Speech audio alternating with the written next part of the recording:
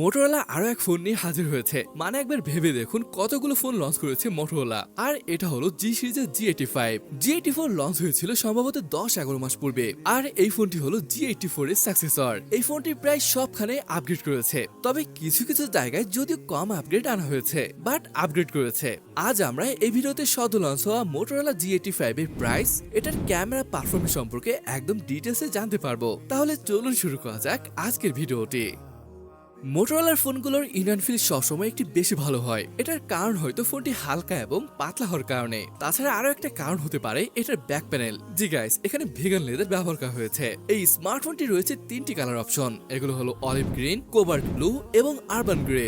যদিও ব্ল্যাক কালারের ফোনটির ব্যাক প্যানেলে পিএমএমএ ম্যাটেরিয়াল ব্যবহার করা হয়েছে। গাইস, এর ফ্রন্টে কিন্তু গোরিলা গ্লাস 5 এর প্রোটেকশন রয়েছে। আমি কিন্তু শুরুতেই বলেছি ফোনটি খুবই হালকা। এবার বুঝতে পারলেন তো আসলে কতটা হালকা ফোনটি। অনলি 173 গ্রাম।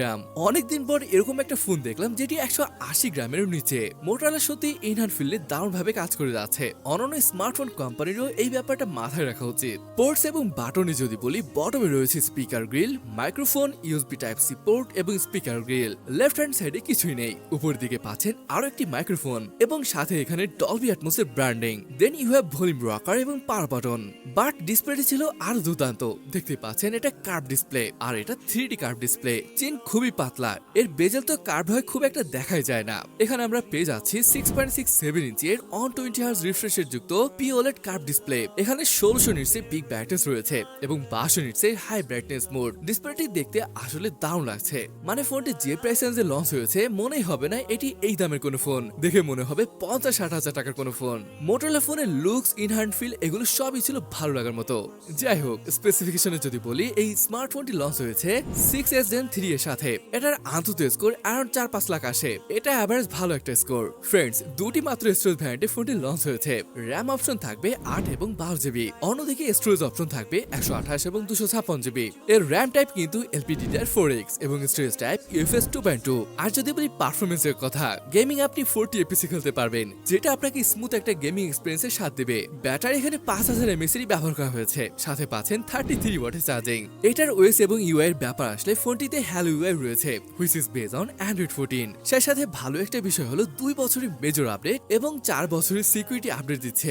যদি সেন্সর নিয়ে বলি, এখানে রয়েছে ফিঙ্গারপ্রিন্ট সেন্সর, সাথে পাচ্ছেন ফেস আনলক। আর এগুলো কাজ করে সুন্দরভাবে। কানেক্টিভিটির কথা আসলে 5G, dual 4G 4T, Wi-Fi 5 সহ ব্লুটুথ 5.1 এর সাপোর্ট রয়েছে। তবে মাল্টিমিডিয়াতে যদি বলি, এখানে ডিসপ্লেটি অনেক ভালো লেগেছে। এর colour absolutely beautiful. Video ভিং experience দুর্দান্ত হতে যাচ্ছে।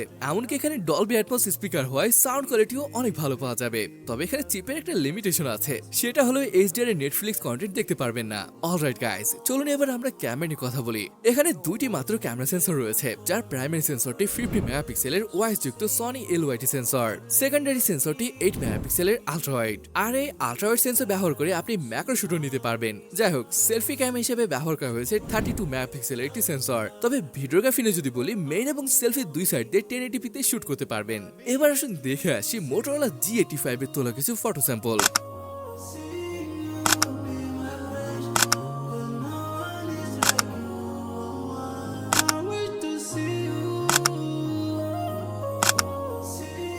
চলুন এবার জেনে আসি ফোনটির প্রাইস কেমন হবে। এটার বেস ভ্যারিয়েন্ট অর্থাৎ 8/128GB ভ্যারিয়েন্টের প্রাইস রাখা হয়েছে 17,000 রুপি এবং হাইস্ট ভ্যারিয়েন্টের প্রাইস রাখা হয়েছে 19,000 রুপি। আর এদেরকে কনভার্ট করলে 23,000 এবং 26,000 টাকা পড়ে। তবে আমার মতে হাইস্ট ভ্যারিয়েন্টের ফোনটি নাওটাই বেটার হবে। দেখুন, ফোনটি আমার কাছে বেশ ভালো লেগেছে, বিশেষ করে এটা ডিজাইন, ডিসপ্লে, তাছাড়া দারুণ ইনহ্যান্ড ফিল পাওয়া যাবে ফোনটি থেকে। এর ক্যামেরা এবং ফোনটির পারফরমেন্স ছিল ভালো লাগার মতো। সব মিলিয়ে আমার কাছে বেশ ভালো লেগেছে। আর আপনার কেমন লাগলো সেটা কমেন্টে জানাতে ভুলবেন না। তাহলে আজকের ভিডিওটি এখানে শেষ করছি।